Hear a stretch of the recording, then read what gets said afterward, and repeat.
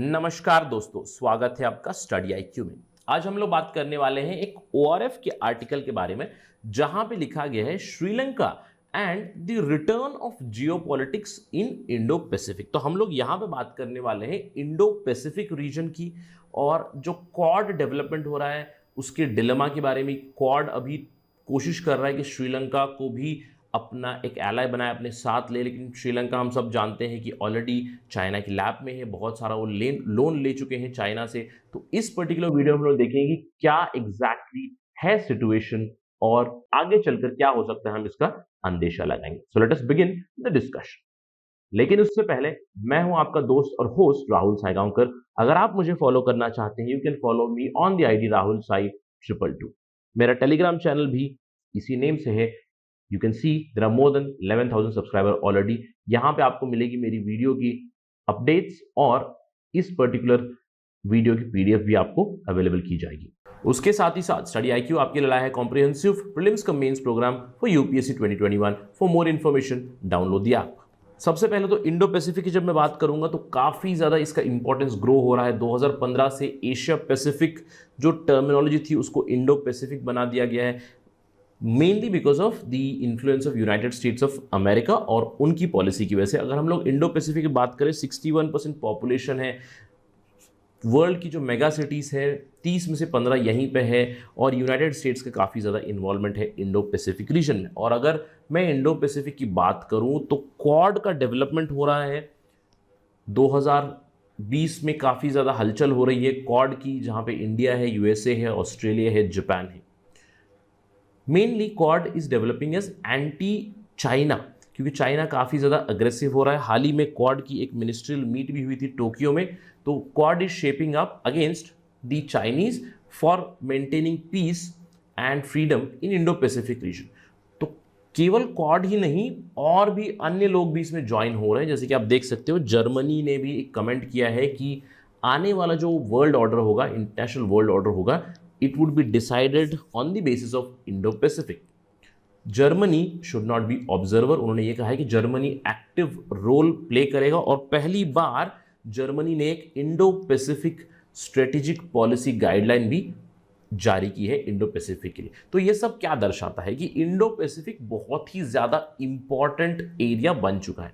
और इस Indo Pacific में एक और देश है श्रीलंका। तो अगर हम लोग श्रीलंका की बात करें तो श्रीलंका के बारे में क्या चल रहा है, ये पहला डायग्राम आपको बता देगा कि चाइना का कितना ज़्यादा इन्वॉल्वमेंट है इंडियन नेबरहुड में। ये जो ट्रायंगल बनाए हैं mainly to counter India. China का लेड है, चाइना है, उसमें पाकिस्तान है, और श्रीलंका में भी चाइना ने काफ़ी ज़्यादा इन्वेस्टमेंट की है। लेकिन अगर मैं इंडो पैसिफिक की बात करूँ, क्वाड की बात करूँ, तो एक तरफ क्वाड डेवलप हो रहा है और anti China to large extent है, और दूसरी तरफ चाइना है और चाइना का बेल्ट एंड रोड इनिशिएटिव है, और इन दोनों के बीच में एक फुटबॉल की तरफ फंसा हुआ है श्रीलंका। तो एक गेम चल रहा है यहाँ पे। क्वाड अभी कोशिश कर रहा है कि श्रीलंका को अपनी टीम में ले, चाइना कोशिश कर रहा है कि श्रीलंका उनकी टीम में रहे। तो श्रीलंका एक बीच में फंसा हुआ प्लेयर बन चुका है। तो चलिए देखते हैं क्या एग्जैक्टली है कोनंड्रम, मतलब एक क्वेश्चन मार्क श्रीलंका के सामने।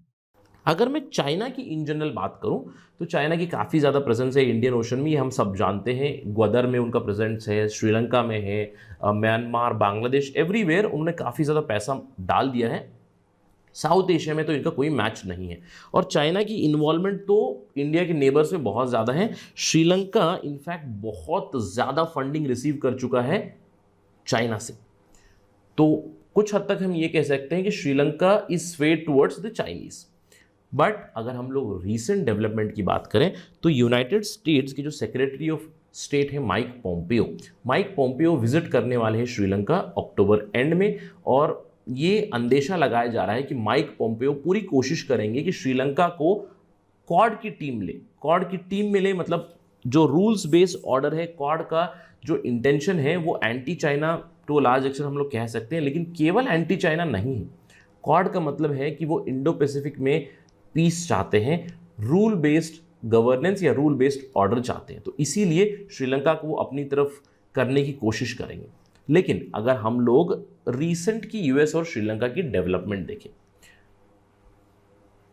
एक सिंपल सा अंडरस्टैंडिंग ये आता है, क्योंकि यूएस और चाइना का ट्रेड वॉर चल रहा है, यूएस और चाइना के बीच रिलेशंस अच्छे नहीं हैं। यूएस ने काफ़ी सारी कंपनी से जो चाइना की, जिनके ऊपर सैंक्शंस लगाए, टिकटॉक बैन कर दिया है, ट्रेड वॉर चल रहा है।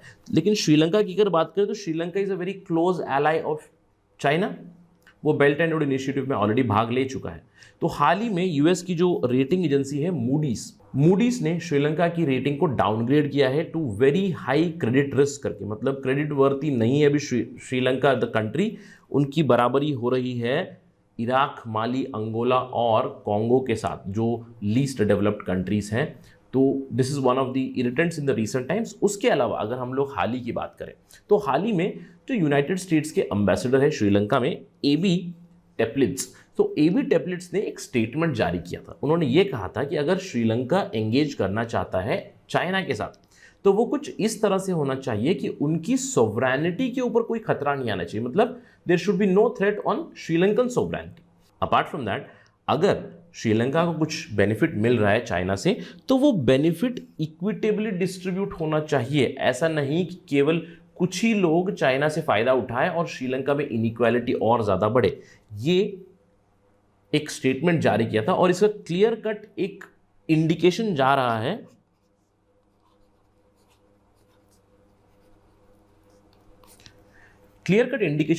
एक राजापक्सा फैमिली की तरफ, क्योंकि Rajapaksa family is very closer to China और बहुत ज़्यादा फंडिंग आ चुकी है। तो राजापक्सा फैमिली बहुत ज़्यादा पावरफुल बन चुकी है। तो इसलिए हम कह सकते हैं कि ये एक स्टेटमेंट आया था एबी टेब्लेट्स का। लेकिन जैसे ही ये स्टेटमेंट जारी किया था अमेरिकन एम्बेसडर ने, चाइनीज एम्बेसी से उत्तर निकला। चाइनीज एम्बेसी ने यह कहा कि यूनाइटेड स्टेट्स के पास कोई पावर नहीं है, कोई ऑब्लिगेशन नहीं है कि वो लेक्चर करे चाइना और श्रीलंका की रिलेशंस के ऊपर।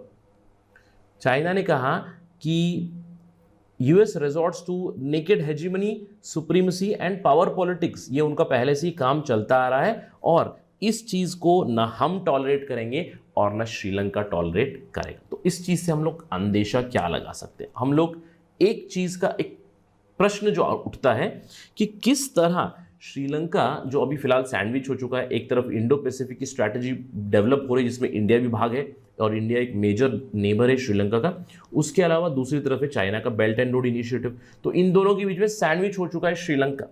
तो कैसे वो भी मेंटेन करेंगे अपनी balance foreign policy?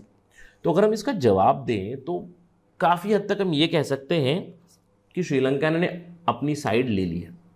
Sri Lanka has already chosen its team and that team is not India और Quad, but that team is Chinese belt and road initiative. क्यों?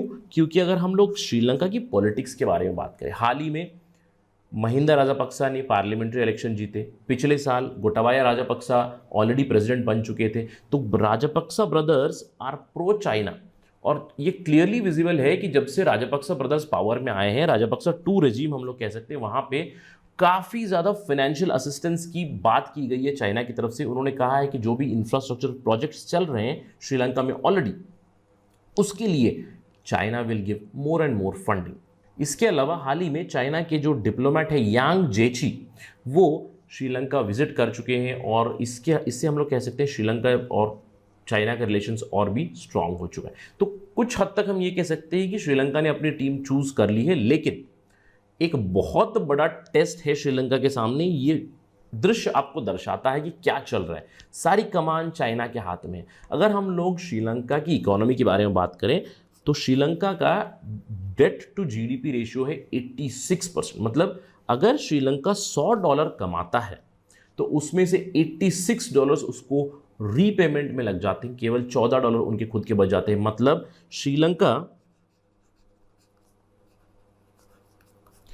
मतलब Sri Lanka is entering into a debt trap. तो इसीलिए श्रीलंका के सामने एक टेस्ट है। अगर उन्होंने अपनी टीम भी चूज की है तो वो बहुत ही ध्यान से उनको चूज करना चाहिए कि अभी भी समय है कि whether they should move with China और they should move to Quad which is a more rule based order. क्योंकि चाइना का सबको पता है कि it's an imperial diplomacy, yuan diplomacy, debt trap diplomacy, ताकि एंड में वो देशों को कंट्रोल कर सके और उनकी सोवरेनिटी को एक थ्रेट करा सके। सो it is in the hands of Sri Lankan administration whether they want to enter into debt trap or there is an option of Quad right now in front of them with respect to Indo Pacific. आने वाला समय ही बताएगा Sri Lankan administration क्या करेगा। अगर इसके ऊपर कोई भी डेवलपमेंट आएगी, कोई भी खबर आएगी, हम आपको जल्द से लाते रहेंगे स्टडी आई के ऊपर। That is it from my side on this part of discussion. I am signing off. Thank you very much. जय हिंद।